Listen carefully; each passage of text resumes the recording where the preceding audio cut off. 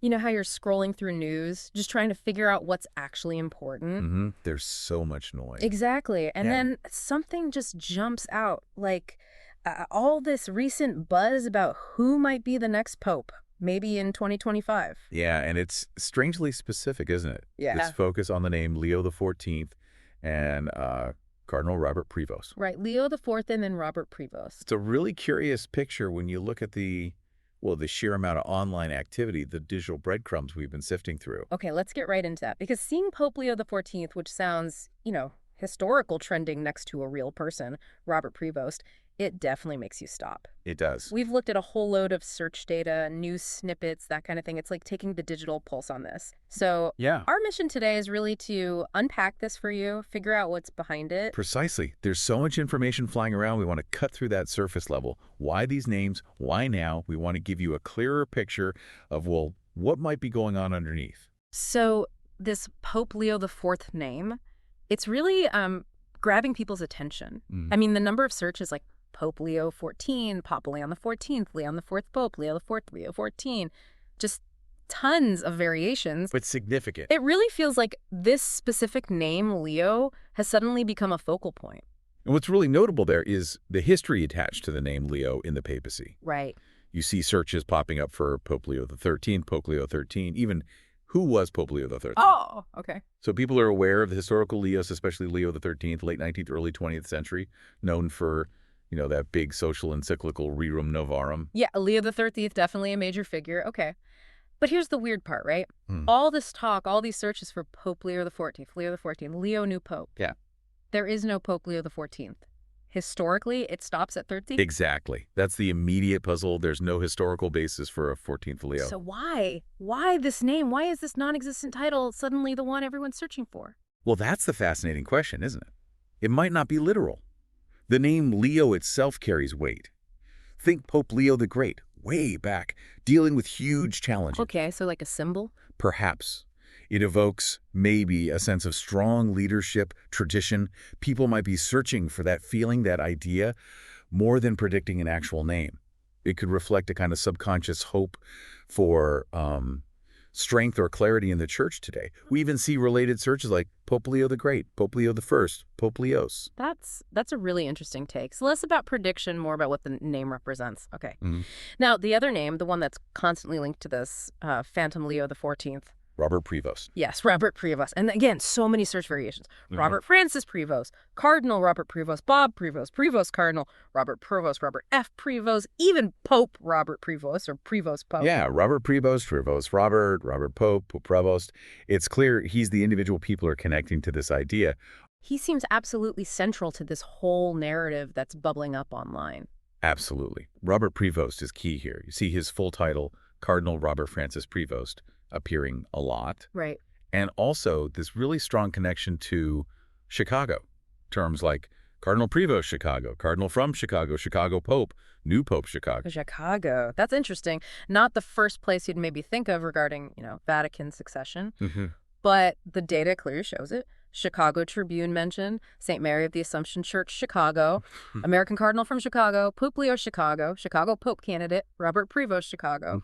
He obviously has strong roots or a significant presence there. It's very prominent in the searches. So does that signal anything, like a shift in how potential candidates emerge? Or is this maybe just a local thing amplified in the search data we're seeing? That's a sharp question. I mean, a cardinal's local base is always important, but the sheer volume of Chicago-related searches globally could point to, yes, a strong local network, maybe a narrative being pushed from that region. But it's worth remembering, while local buzz helps recognition, the final choice, that's down to the entire College of Cardinals. Right, of course. Okay, interesting.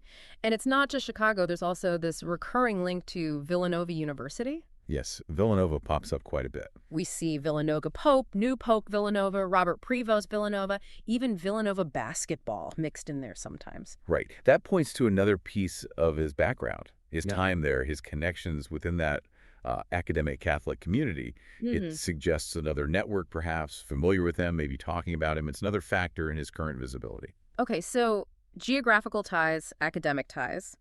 What about his religious order?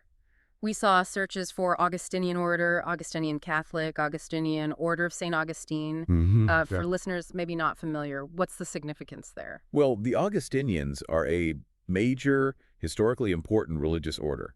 They emphasize community life, study rooted in St. Augustine's teachings and service, seeing searches like Augustinian popes. Well, there have been many recent ones. Yeah, right. But it shows an awareness of that specific tradition, Hmm. maybe an interest in the kind of values or approach an Augustinian might bring. Got it. That adds context.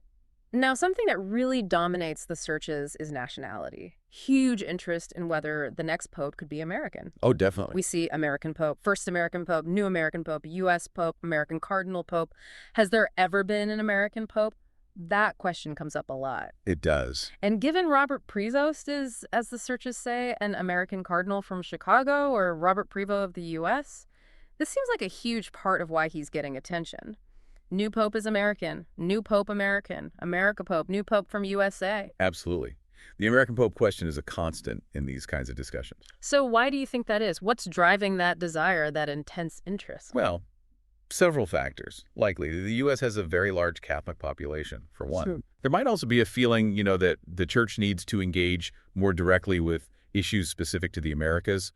And perhaps it's also just national identity playing a role, how people view global institutions. That makes sense. And interestingly, related to his background, you also see a few searches for Peruvian or Peru. Much less frequent, but it hints at his time there, his missionary work. Ah, okay. So that adds another dimension, suggesting broader global experience beyond just the U.S. connection. Right, so the American factor is big, but his time in Peru adds another layer. Okay. Another basic thing people are searching for is age. How old is the new Pope, Robert Prevost age? How old is Robert Prevost, new Pope 2025 age? Quite common. It's a natural question, I suppose. It is. The Pope's age is always a factor, considering the job's demands. Mm. So seeing searches specifically for Robert Prevost age or Robert Francis Prevost age just shows people are wondering about his stage in life, his potential longevity in the role, maybe. Okay, and here's where it gets, well, maybe more complicated. The politics. So many searches trying to pin down his views. Is the new Pope conservative? Robert Prevost views. Robert Prevost conservative. Robert Prevost liberal. Is Robert Prevost conservative? Is Robert Prevost liberal or conservative? Cardinal Robert Prevost liberal or conservative? Robert Prevost progressive. Is the new Pope progressive? It goes on and on. A lot of variations there. New Pope conservative or liberal, Pope Leo IV, liberal or conservative, Robert Prevost political views, Cardinal Prevost politics. People really want to place him on that spectrum. We even saw, remarkably, Robert Prevost Trump and Trump Pope. Those definitely stand out. This focus is intense. What does that tell us about how we view potential religious leaders today? Well, it really highlights how much we tend to view sort of everyone through a political lens these days. Searching Robert Prevost Trump probably reflects a desire to understand how a potential pope might interact with or align with current political figures or movements. But, and this is crucial, applying those secular political labels, conservative, liberal, progressive, to a pope or cardinal. It can be a real oversimplification. Yeah, it often doesn't quite fit. Their primary role is spiritual, moral. It's meant to transcend partisan politics, even if their teachings have social implications. We see searches about Pope Leo IV's beliefs, new pope stances, Robert Prevost positions, Cardinal Prevost beliefs. People want specifics, but framing it purely politically can miss the point. Absolutely. That's a really important reminder.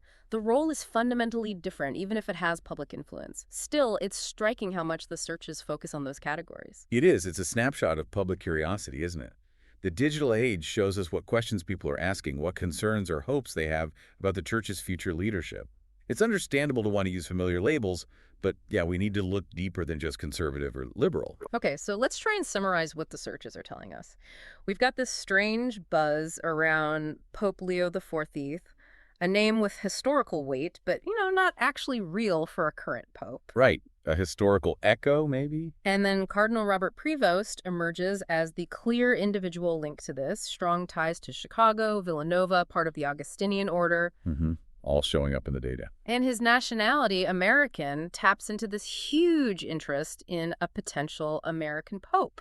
Plus, there's all this curiosity about his age and intense speculation about his political leanings, which we need to be careful about interpreting. That sums it up very well. It's fascinating how these different threads, the historical name, the specific cardinal, his background, the nationality question, the political curiosity are all weaving together online. It's creating this narrative regardless of, well, the factual basis for the Leo IV part. So the big question then, could this actually happen? Could we see a Pope, Leo XIV, led by Cardinal Robert Prevost?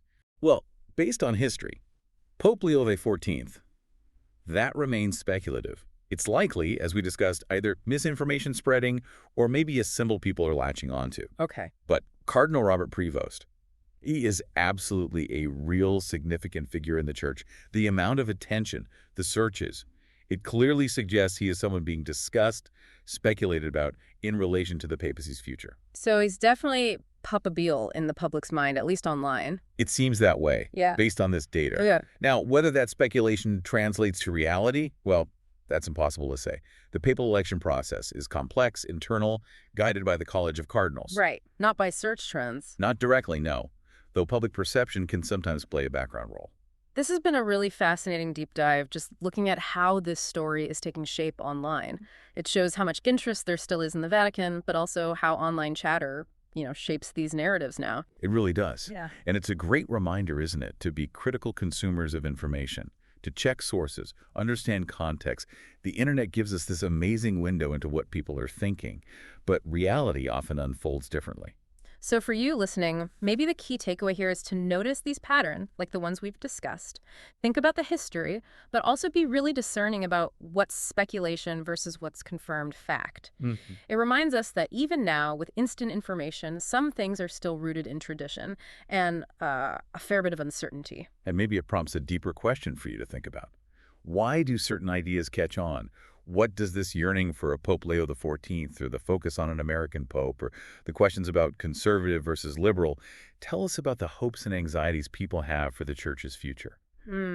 That's definitely something to ponder, a question that goes beyond just the names and the sugge terms. Exactly. It touches on something much deeper about faith, leadership, and institutions in our current moment.